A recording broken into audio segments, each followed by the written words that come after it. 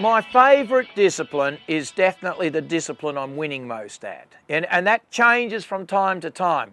I love winning, and I think one of the important things is that you're only as good as your horse. The best riders in the world are on the best horses. They're not necessarily the most expensive horses, but often they've been very carefully researched out. Now, occasionally you get this amazing story where a kid at Pony Club turns into a gold medalist. And Wendy Schaefer at Atlanta in 1996 rode a horse called Sunburst, and she'd been given Sunburst on her 11th birthday. And Sunburst had just come second last in the Birdsville Cup, and Di, Wendy's mother, bought Sunburst. I think she bought it for $56 or something obscene. I think Sunburst was on his way to the sort of the PAL factory to go to dog's meat. And anyway, so Di bought it for Wendy on her 11th birthday and gave it to Wendy.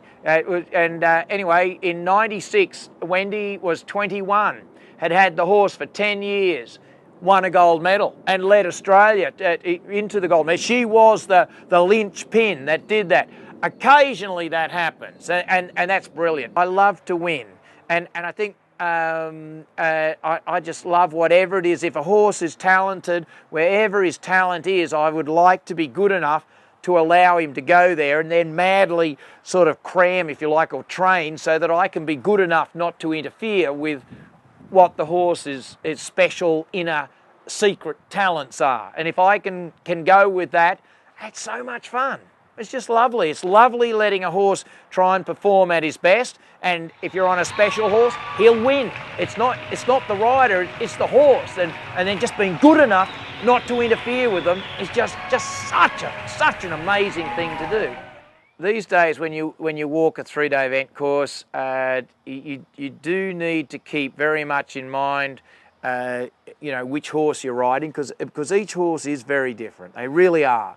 And if you just have one horse, then you build up a special partnership with that horse, and it becomes instinctive on how to ride different fences and different and approach differently. But when you're riding numerous horses, you have to be very conscious of walking the course with each horse in mind, because each horse needs a very different ride. The show jumping, I just don't do enough of that, and that would improve my eventing results considerably if I did more and more show jumping. I actually love it, and I in my mind's eye, I would, I always think I'd make a very good show jumper.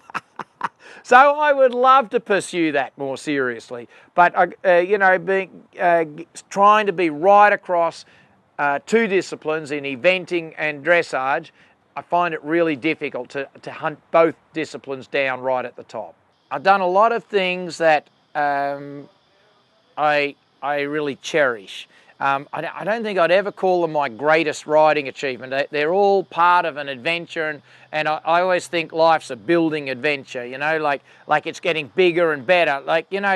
Just in case you didn't know, I have every intention of winning a gold medal in 3-day eventing at the Olympics, in show jumping at the Olympics, and in dressage at the Olympics. Now, I've got a little way to go, so this story is that question of what my greatest achievement is has to be asked a few years' time. Still a few years off that sort of achievement. But I think in the years and the build-up to what I hope are going to be my greatest achievements, I have been 3 times the Australian Grand Prix, or 3 times the Australian 3-day event champion, 2 times the Australian Grand Prix dressage champion.